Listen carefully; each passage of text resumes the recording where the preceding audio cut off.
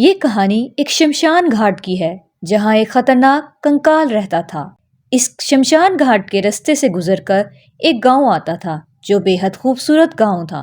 वहाँ एक घर में सुरेश, उसकी पत्नी रागिनी और बेटा अर्जुन रहता था। एक दिन सुरेश अपने बेटे से कहता है, बेटा, स्कूल के लिए तुम्हें आज देरी हो रही है, क्यों ना मैं तुम्हें छोड़ूं, कैसा रहेगा?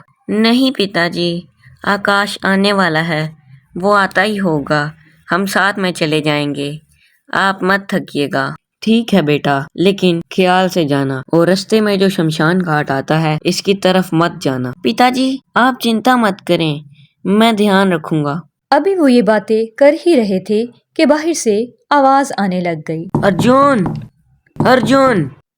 अर्जुन ने उसकी आवाज सुनी तो फौरन अपना बैग उठाया और दरवाजे की तरफ चल पड़ा। अरे आकाश, आज तो हमें देरी हो गई है, जल्दी जल्दी चलो। हाँ अर्जुन, चलो, जल्दी चलो। दोनों स्कूल की तरफ चल पड़े। वो गांव से गुजरते हुए जब शमशान घाट के पास पहुंचे तो आकाश ने कहा, तुम्हें पता है, यहाँ एक खतरनाक कंकाल रहता है जिसकी वजह से लोग यहाँ आने से डरते हैं। अच्छा, हाँ, तो पिताजी इसलिए मुझे मना कर रहे थे कि इस शमशान घाट के पास मत रुकना। हाँ, जल्दी चलो यहाँ से, वरना कहीं कंकाल ना निकल आए। दोनों तेजी तेजी से स्कूल की तरफ चलने लगते हैं और स्कूल पहुंच जाते हैं। स्कूल लग चुका होता है और इन दोनों को आज देरी हो जाती है। 2 बजे स्कूल की छुट्टी की घंटी बजती है। अर्जुन अकेला घर की तरफ निकलने लगता है। आकाश के पिताजी उसे आज जल्दी घर ले जाते हैं क्योंकि उसकी तबीयत थोड़ी खराब हो जाती है।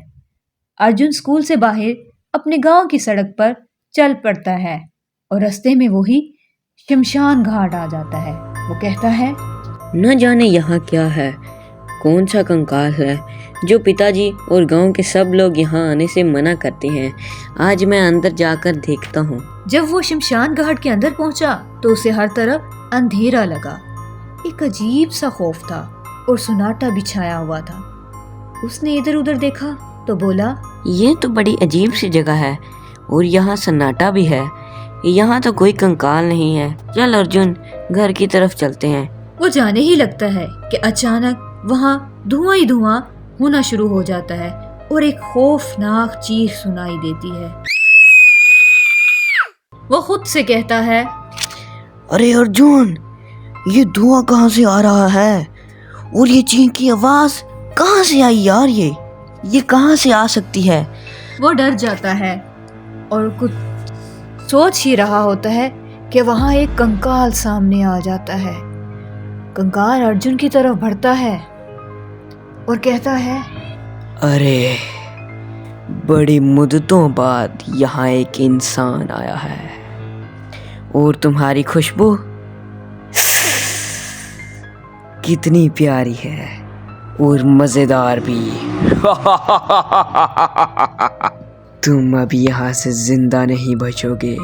अर्जुन ये सुनकर खौफ के मारे बेहोश हो जाता है तो कंकाल कहता है, ऐ डरपोक इंसान, तुम तो अभी ही बेहोश हो गए, अभी तो मैंने तुम्हारे साथ कुछ किया भी नहीं है।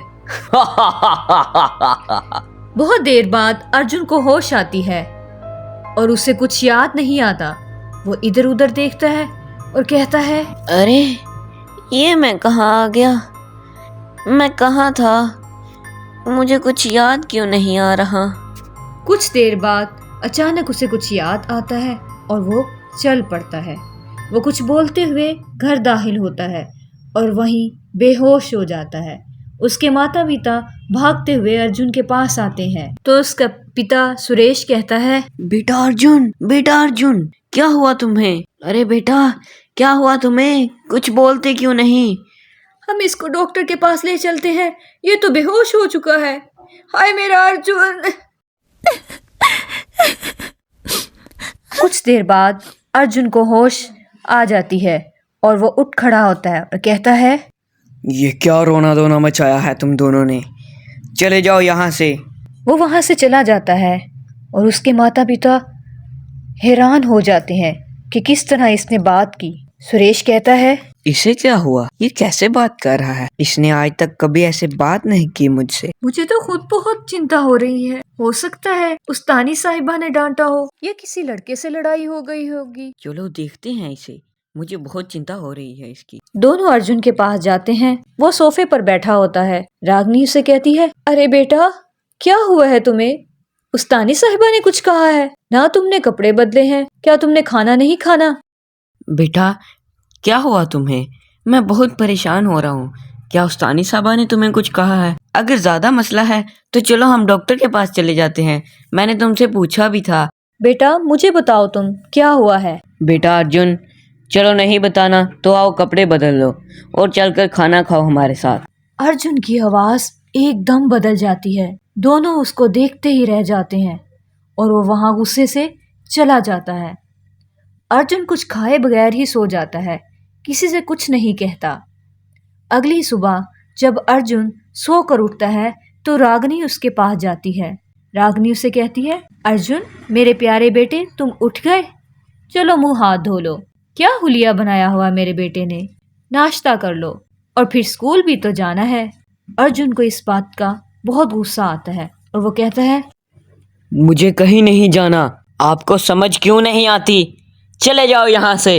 रागनी वहां से कहीं नहीं जाती तो अर्जुन वहां से उठ जाता है। रागनी ये सब देखकर अपने पति से कहती है, अरे सुनते हैं उसके साथ कोई और समस्या है। उसकी आवाज सुनी आपने? आपको पंडित जी के पास जाना चाहिए। हाँ, मुझे भी कोई और समस्या लगती है। मैं भी यही सोच रहा हूँ। जी आप जल्दी जाएं, पंडित को बुला कर लाएं। हाँ, मैं जाता हूँ। तब तक तुम इसको घर से बाहर न जाने देना। सुरेश पंडित जी के पास जाता है। वो पूजा कर रहे होते हैं तो सुरेश उनसे कहता है, पंडित जी, मुझ पर बहुत बड़ी समस्या आ गई है, मेरी मदद करें। कैसी समस्या बेटा? क्या हुआ पुत्री, मुझे बताओ। मेरे बेटे अर्जुन को कुछ हो गया है। वो अजीब सी आवाज में बातें कर रहा है। चलो बेटा, मैं तुम्हारे साथ चलता हूँ, देखते हैं अर्जुन को क्या हुआ।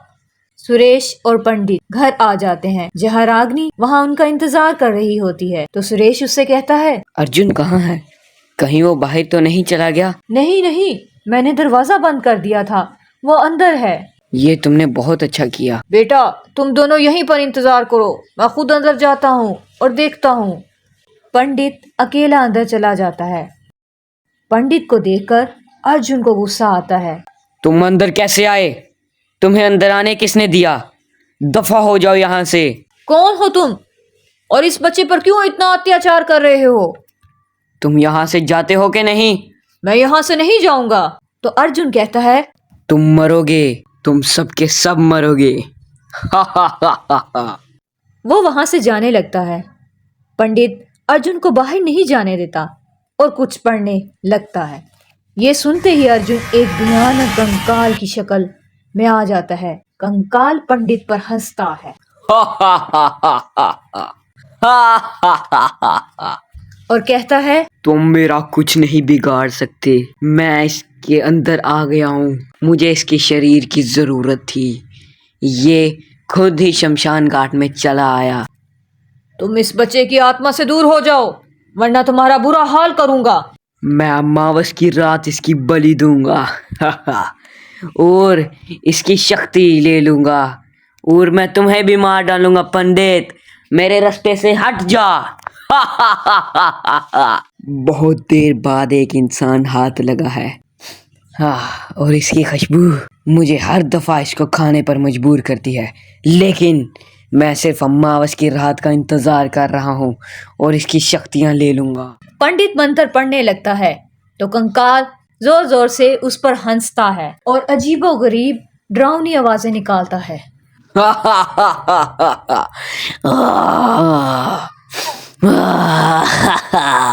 ताकि पंडित का ध्यान कहीं और कर सके। लेकिन कंकाल की शक्ति आहिस्ता आहिस्ता कम होने लगती है।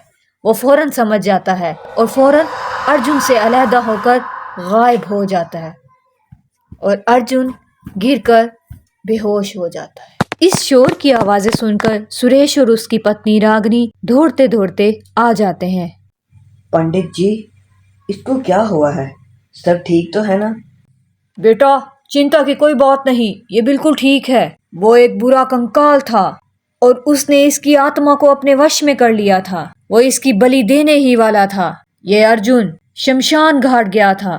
ये तो अच्छा हुआ तुम मुझे ले आए, वरना इसकी जान भी जा सकती थी। क्या? शमशान घाट?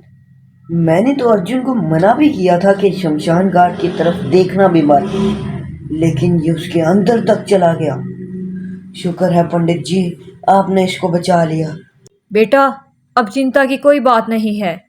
बच्चा है, कोई नहीं। वो कंकाल अब दोबारा यहाँ नहीं आएगा। बस अब ये गलती से भी शमशान घाट का मुंह ना करे। पंडित जी, आप चिंता ना करें, हम इसका ख्याल रखेंगे। आपका बहुत धन्यवाद, इसकी जान बच गई। कोई बात नहीं बेटा, अर्जुन को भी कुछ देर में होश आ जाएगी। अब मैं चलता हूँ। पंडित वहाँ से चला जाता है। अर्जुन को बहुत देर बाद होश आती है। उसके माता पिता उसको कुछ खाने को देते हैं तो वो ठीक हो जाता है। उसे कुछ याद भी नहीं होता कि उसके साथ क्या हुआ, लेकिन उसकी जान बच जाती है। इस कहानी से हमें ये सबक मिलता है कि हमें अपने माता पिता की बात जरूर माननी चाहिए।